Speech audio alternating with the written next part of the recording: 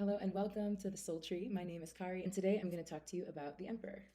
So for today's Emperor, I'm looking at the character in three different decks. First, I'm starting out with the Tarot of the Orishas, known as Oshala or Obatala in the Yoruba tradition of Orishas. I'm also looking at the Emperor in the Black Tarot, as well as the Emperor in the Pulp Tarot. So the Emperor is the fourth character that we encounter in the major arcana, and he is the embodiment of power, authority, and leadership of all four of the kings. Okay, so the Emperor is not one of the kings. He's like their big brother. He's like the guy that trained the kings. So if we take a look at the Emperor in the Pulp Tarot, we can see that she is holding a scepter that is in the shape of the Egyptian Ankh. And in Egyptian tradition and lore, the symbol of the Ankh is known to be a womb or a receptive space, and a stem or the male reproductive organ. And with the arms on the side, these arms indicate the spreading of life and basically like directing life radiating outward. So the emperor is someone who he is he receives all of the resources that the empress creates. He is the person who receives all of that because when she makes it, she goes to her husband and she says, Emperor, where do these resources need to be? I've created all of this abundance that you've told me that the people need because you're in charge, you're the leader, you're the trailblazer. And now I've created all of this abundance for you to then decide where the abundance goes. So the feminine energy, which is expressed as the empress, she's the one who creates the abundance and receives the information necessary to create the abundance further. Whereas the emperor, the masculine energy, is the one that decides where the abundance belongs, who needs what. The emperor distributes. He has the knowledge and expertise of the king of swords. He has the emotional intelligence and balance of the king of cups. He has the direction and passion and energy of the king of fire or wands. And then he also has the stability and knowledge for resources and saving and building things that last and nurturing people and communities. He has the same wisdom as the King of Pentacles. So he knows how to do all of these things. Like I said, he's kind of like the guy who trained the kings. In the Polk Girls Tarot, the Emperor has blue shoes on, which tells me that when the Emperor makes a step, it's not just a powerful and courageous step forward. It's also driven by emotion. So the Emperor is someone who listens to their heart. This person knows that in order to be a leader, you do have to soften. You have to soften enough to hear the needs of the people and soften enough to observe and not make judgments before becoming emotionally aware of what actually is happening behind the scenes. Things are not always what they seem to be, and the emperor knows that. As you can see, she has a very like decided look on her face, and it seems to be very balanced. Like she's not casting judgment immediately. And coming to mind now is King Solomon, who is from the Old Testament Christian Bible, and that is the kind of syncretized character that I'm getting on this card. So the Emperor is also holding a sphere. It looks to be like almost like a coin or like something that the Emperor can look at to know how much abundance there is to then decide where it's going to go and distribute amongst the people. But the negative thing about the Emperor is that he can be very serious. This masculine energy can be very serious, and sometimes even a little bit controlling. So the Emperor, as you can see, the mountains behind him have no vegetation on them, but it is because he's very stable and sturdy, and also because he's worked very hard. He's climbed the hardest mountains, the ones that the kings don't even, attempt to send their soldiers to climb. The Emperor has done it. So sometimes this can make him a little too, a little stubborn, a little overly serious. As you can see, he has like these black business pants on. Black is about power, red is about passion. He's not wearing armor because he doesn't need it. He can fight whoever tries to challenge him. And it's kind of like if anyone tries to challenge the Emperor, they're just sparring. Like they're just doing this for fun because no one ever trying to challenge the Emperor is actually going to get away with it. It has to be for sport for you to challenge someone this storied and skillful and precise, right? But that is what I'll say about that. Let's go to the Emperor in the Black Tarot. I love this Emperor because he has the water flowing that the Empress creates. If you remember from my previous video on the Empress, you'll remember that she is standing right before in front of a huge, like beautiful fountain. And it's because she knows that there's abundance within the fountain that it flows. And the emperor is the one standing before her, and this water that he is deciding where it gets distributed to again, he's deciding where the resources flow into. He's getting this water from what the empress is creating. Like I said, the feminine energy is receptive and creative. The masculine energy is, I'm not sure the opposite word for receptive, but it gives, it pushes forth or plants the seed. and nurtures it through like making sure that the resources get exactly where they need to go, and also by giving information. With the emperor, he's wise, he's very knowledgeable about what the community needs. As you can see, this baby is standing before him. This is his son. The emperor teaches and trains. You can even imagine this as to be one of the kings, because like I said, the emperor is all of the four kings combined. However, this baby also symbolizes future aspirations, hope.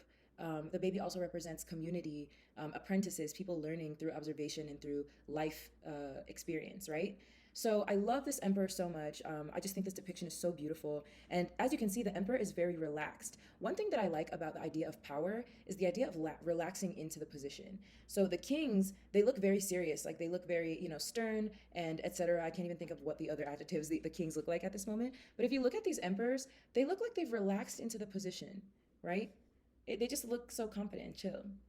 So I love this, and I also love the fact that there is water in both images. Yeah, it looks like there's a tiny stream behind the Pulp Girls emperor here. I'm just still learning my camera angles. It looks like there's a tiny, tiny stream, but she has the blue shoes on, which still indicates that like emotional and creative side, right?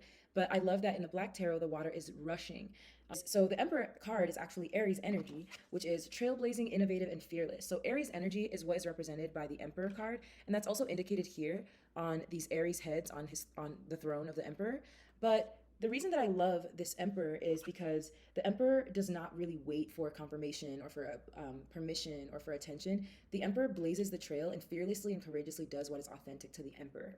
That is what makes them the emperor. The king of swords wants to be associated with like his intelligence, his mental capacity, his thoughtfulness, his communication skills. The king of cups wants to be known for his emotional intelligence, his steadiness, his creative ability, his empathy, his you know fountain of like well of emotion.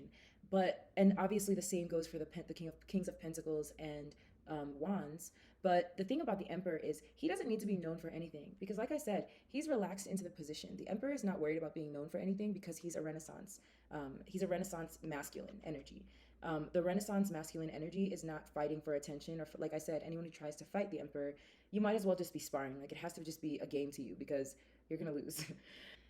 Last but not least, I will talk about Oshala, or the Emperor energy in the Tarot of the Orishas. I saved this best for last because this is two images in one. I really love this card. The issue that I have with the Tarot of the Orishas is that they do depict the more powerful energies in the deck as lighter skinned characters, which is definitely tied to social and cultural and political implications in the Caribbean, which is where, specifically, where Santeria and certain practices that utilize the Orishas come from. But that is just simply reflected in the deck. Oshala, or God, or the Emperor, is depicted as a masculine, um, powerful energy in the sky as well as on the ground. So you can think of it as God and angels. And the thing about this card specifically that makes it the Emperor to me as a reader is the fact that the Emperor is depicted to be someone who has a higher level of power than the kings. In this case, the power is that it can exist as a spiritual energy, also depicted by this like pure white sunlight showing down from this dove, and being able to take human form and guide humans on the ground. So this is kind of just a really more spiritual depiction of the emperor, but I love it so much because it really does highlight the African origin of this character. And uniquely from the other kings, it allows us to think of the emperor as someone who is very powerful on whatever throne he sits on in whatever castle, right? But also as someone who is comfortable with the community. I think that that sentiment is also expressed in the Black Tarot, where he's holding this baby. This could be his son. It could be his brother, or it could be a baby from the community that just wants to spend the day with the emperor, right? So I think the emperor is not only a very protective and powerful and altruistic energy and generous energy. Like I said, on the negative polarity, can be very controlling, can be a little bit stubborn and lacking creativity.